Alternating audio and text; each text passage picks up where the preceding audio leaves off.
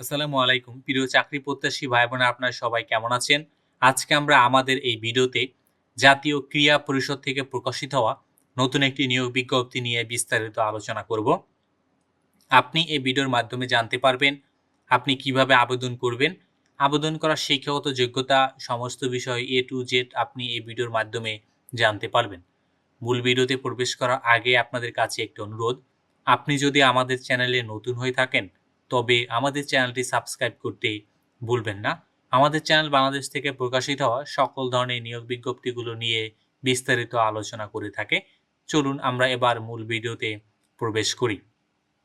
আপনারা এখানে দেখতে পাচ্ছেন যে যুব ও ক্রীড়া মন্ত্রণালয় গণপ্রজাতন্ত্রী বাংলাদেশ সরকার থেকে কিন্তু এই নিয়োগ বিজ্ঞপ্তিটি প্রকাশিত করেছে।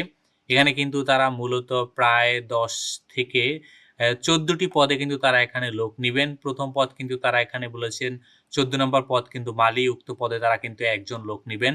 ফুলের বাগান সম্বন্ধে কিন্তু আপনার অভিজ্ঞতা থাকতে হবে কাজ করার।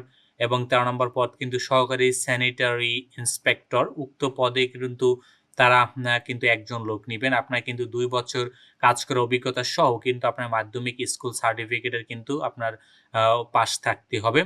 কার্য সহকারী হিসেবে তারা কিন্তু ৩ জন লোক নেবেন। মাধ্যমিক স্কুল সার্টিফিকেট হলেই কিন্তু আপনি কার্য সহকারীতে কিন্তু আপনি আবেদন করতে পারবেন। সার্ভেয়ার পদেও কিন্তু তারা একজন লোক নিবেন।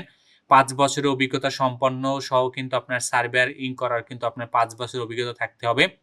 পাশাপাশি কিন্তু আপনার কিন্তু অবশ্যই স্নাতক পাস কিন্তু আপনার থাকতে হবে সার্ভার হিসেবে কাজ করার জন্য। ইন্সট্রাক্টর পদে কিন্তু তারা একজন লোক নিবেন। এখানে বলছে আপনার ডিপ্লোমা পাস, ন্যূনতম ডিপ্লোমা অর্জনের জন্য উল্লেখিত ডিপ্লোমা অর্জনের জন্য ন্যূনতম স্নাতক পাস প্রয়োজন, সেহেতু স্নাতক সহ শারীরিক শিক্ষা ও খেলাধুলায় ডিপ্লোমা। এখানে কিন্তু বলছে আপনি যদি খেলাধুলায় ডিপ্লোমা করেন অথবা স্নাতক করেন, যেকোনো একটা কিন্তু করলেই আপনাকে এখানে হবে বা আবেদন করতে পারবেন আপনি। রিপোর্টার পদে কিন্তু তারা একজন লোক নিবেন। এখানে কিন্তু স্নাতক পাস এবং ক্রীড়া লেখকদের অগ্রাধিকার কিন্তু এখানে দেওয়া হবে। আপনার ক্রীড়া বিষয় নিয়ে আপনারা যারা লেখালেখি করেন বা যারা রিপোর্ট করেন, আপনারা কিন্তু এখানে আবেদন করতে পারবেন। ১১তম গ্রেডের একটি জব রিপোর্টার। গ্রান্থকারিক পদে কিন্তু তারা একজন লোক নিবেন এবং গ্রান্থকারিক পদে কিন্তু এখানে আবেদন করার জন্য তারা এখানে বলেছেন স্নাতক সহ পাঠাগার বিজ্ঞানে ডিপ্লোমা, মাস্টার্স ডিগ্রিধারীদের কিন্তু তারা এখানে অগ্রাধিকার দিবেন।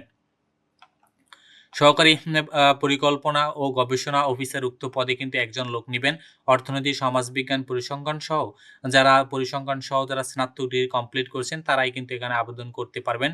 উপসহকারী প্রকৌশলী ডিপ্লোমা স্থপতি, উক্ত পদে কিন্তু তারা একজন লোক নিবেন।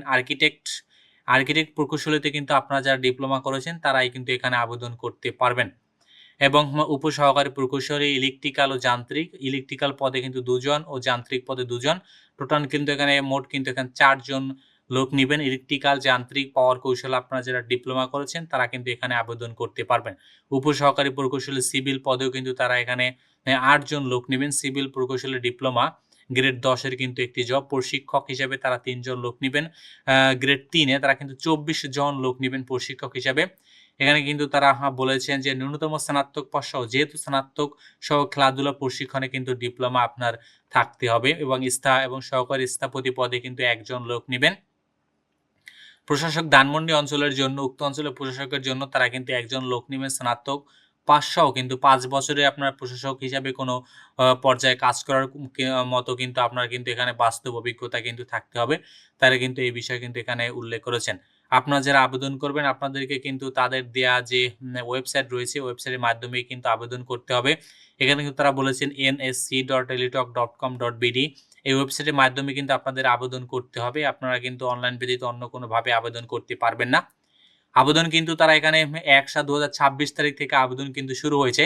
আবেদন কিন্তু ৩০/৭/২০২৬ তারিখ পর্যন্ত চলবে। আবেদনের কিন্তু সময়সীমা একেবারেই শেষ প্রান্তে। অতএব আপনারা যারা এখনো আবেদন করেননি, আপনারা কিন্তু খুব তাড়াতাড়ি আবেদনটি সম্পন্ন করে ফেলবেন। এখানে আবেদন করার জন্য আপনার কিন্তু কত টাকা খরচ হবে বিষয় কিন্তু তারা এখানে উল্লেখ করেছে।